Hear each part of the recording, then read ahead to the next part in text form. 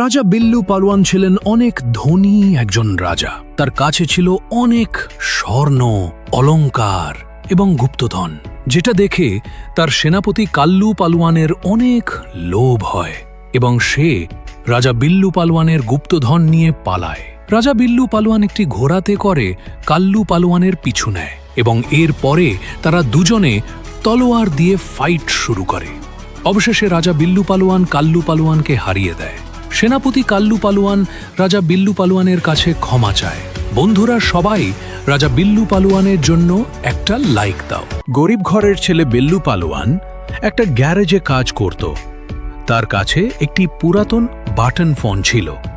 এই জন্য ধনী ঘরের ছেলে কাল্লু পালোয়ান তার উপরে হাসে, কারণ কাল্লু পালোয়ানের কাছে ছিল দামি আইফোন। বিল্লু পালোয়ান একটা দামি ফোন কেনার জন্য দিন রাত গ্যারেজে কাজ করে।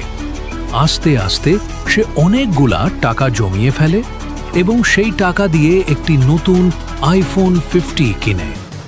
ধনী ঘরের ছেলে কাল্লু পালোয়ান বিল্লু পালোয়ানের ফোন দেখে অবাক হয়ে যায়। এভাবেই বিল্লু পালোয়ান নিজের দামি ফোনের স্বপ্ন পূরণ করে। যারা যারা আইফোন পছন্দ করো তার এক সাবস্ক্রাইব করে দাও। কাল্লু পালোয়ান একদিন বন্দুক নিয়ে ব্যাংক ডাকাতি করতে যায়। সে ব্যাংকের লকার ভেঙে অনেকগুলা টাকা ডাকাতি করে নেয়, কিন্তু তখনই সেখানে বিল্লু সুপারম্যান চলে আসে। কাল্লু পালোয়ান বিল্লু সুপারম্যানকে দেখে ভয় পেয়ে যায়।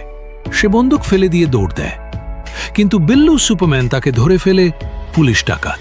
কাল্লু পালোয়ানকে ধরে নিয়ে যায়। বন্ধুরা, বিল্লু সুপারম্যানকে যারা ভালোবাসো সাবস্ক্রাইব করো। বিল্লু পালোয়ান আগে অনেক রোগা পাতলা ছিল, যেই কারণে সবাই তাকে দেখে হাসাহাসি করত। বিল্লু পালোয়ান অনেক লজ্জা পায় এবং সে বাড়িতে গিয়ে পুষ্টিকর শাকসবজি খেতে শুরু করে। বিল্লু পালোয়ান দিন রাত পরিশ্রম করে এবং সে প্রতিজ্ঞা নেয় সে শক্তিশালী হবে। কয়েক মাস পরে বিল্লু পালোয়ান অনেক শক্তিশালী হয়ে যায়। এভাবেই বিল্লু পালোয়ান পুষ্টিকর খাবার খেয়ে নিজেকে শক্তিশালী করে তোলে। বন্ধুরা, বিল্লু পালোয়ানের জন্য একটা সাবস্ক্রাইব করে দাও প্লিজ।